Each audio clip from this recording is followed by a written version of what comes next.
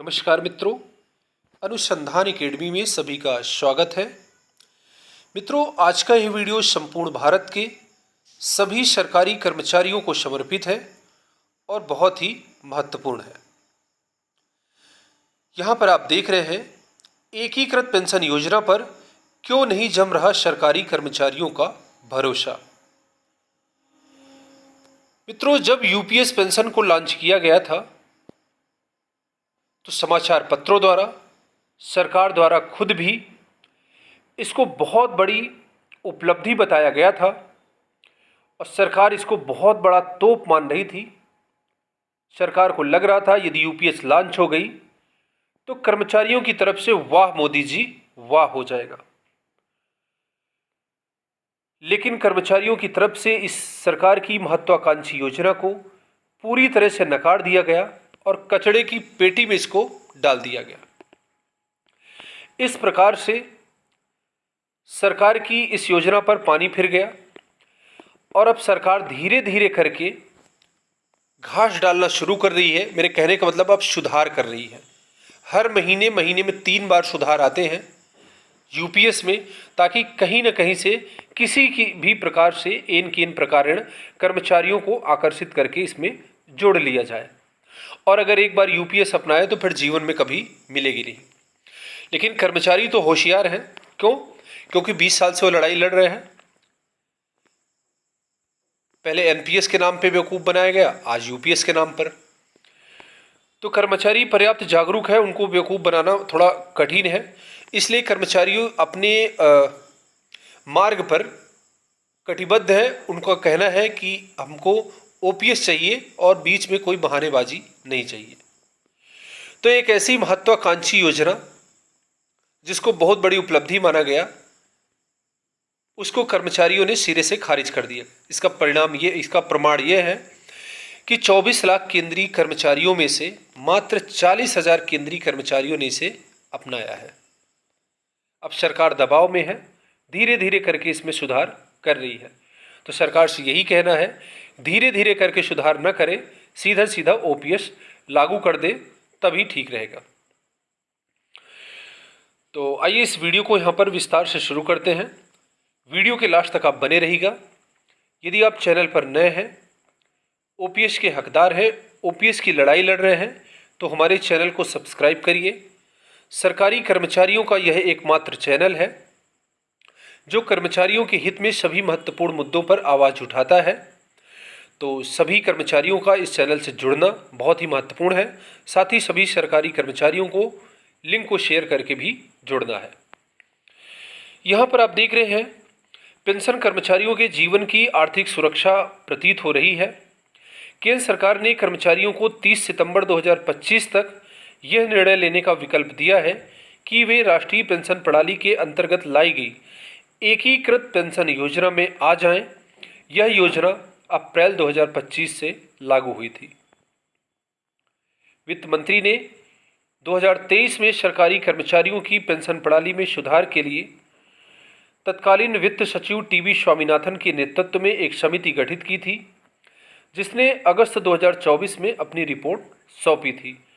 मगर यूपीएस के लागू होने के कई महीने बाद भी कर्मचारियों की ओर से उत्साहजनक प्रतिक्रिया नहीं मिल रही है और कुल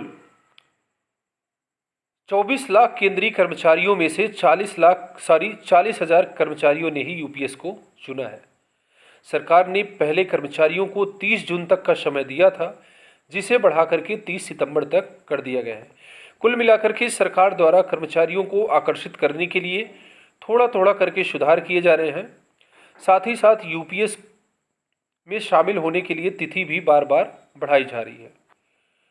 जिस गारंटी युक्त यूपीएस योजना को लाया गया है, उसके बारे में शुरू से ही कई सवाल खड़े हो गए हैं।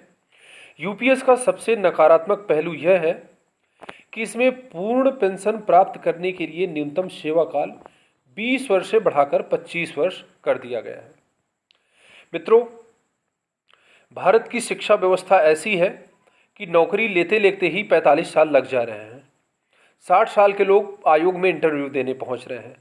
ऐसी स्थिति में 25 वर्ष की सेवा पूरा कर पाना और इसके बाद 50% पेंशन लेना थोड़ा सा कठिन है। इससे कर्मचारियों पर प्रतिकूल प्रभाव पड़ेगा। यदि कोई कर्मचारी 20-22 वर्ष की सेवा के बाद रिटायर होता है या स्वैच्छिक सेवानिवृत्ति लेता है तो उसे प्रो राटा पेंशन ही मिलेगी। जाहिर है यूपीएस उन कर्मचारियों के लिए लाभकारी नहीं है जो निजी कारणों, स्वास्थ्य समस्याओं या किसी अन्य वजहों से जल्दी सेवानिवृत्ति होना चाहते हैं। इस तरह स्वैच्छिक सेवानिवृत्ति की दशा में कर्मचारियों को पेंशन के लिए 60 वर्ष की आयु का इंतजार करना होगा। यदि कोई कर्मचारी 40 वर्ष में किसी कारणवश स्वैच्छिक सेवानिवृत्ति ले लेता है तो उसको 20 साल तक पेंशन का इंतजार करना पड़ेगा। ये बहुत कठिन होगा। कोई कर्मचारी 45 वर्ष की आयु में रिटायर होता है तो पेंशन के लिए उसे 15 साल तक इंतजार करना होगा। आज तमाम विभागों में ज़्यादातर भर्तियां संविदा पर हो रही हैं। इन कर्मियों के अधिक उम्र में नियमित होने के कारण भी कर्मचारी 25 वर्ष की शर्त कैसे पूरी कर पाएंगे। आरक्षित वर्गों के लिए 40 से 45 वर्ष तक नौकरियों में आवेदन करने की आयु सीमा है। ये लोग 25 वर्ष की शर्त कैसे पूरी कर पाएंगे।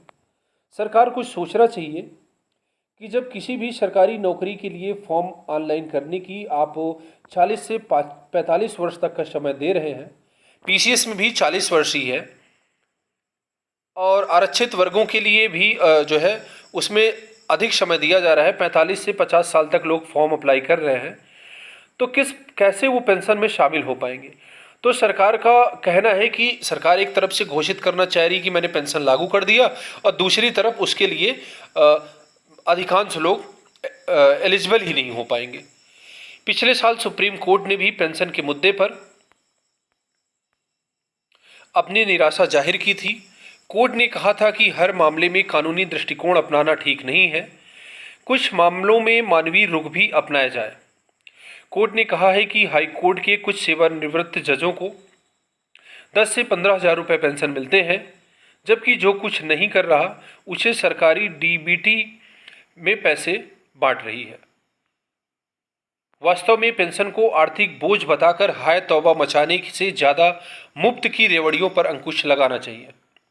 आज की डेट में वोट बैंक के चक्कर में सभी सरकारें मुफ्त की रेवड़ियां बांटने में लगी हुई हैं, लेकिन जो कर्मचारी सरकार के एक आदेश पर कुछ भी करने को तैयार रहता है उसको पेंशन देने में हाय तौबा करना ठीक नहीं है। पेंशन को हमेशा से आर्थिक बोझा माना जाता रहा है। वही आरबीआई के आंकड़ों के अनुसार 1 अप्रैल 2014 से 30 सितंबर 2024 तक भारतीय बैंकों ने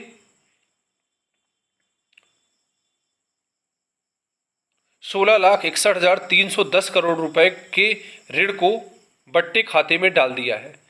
इसमें सार्वजनिक क्षेत्र के बैंकों में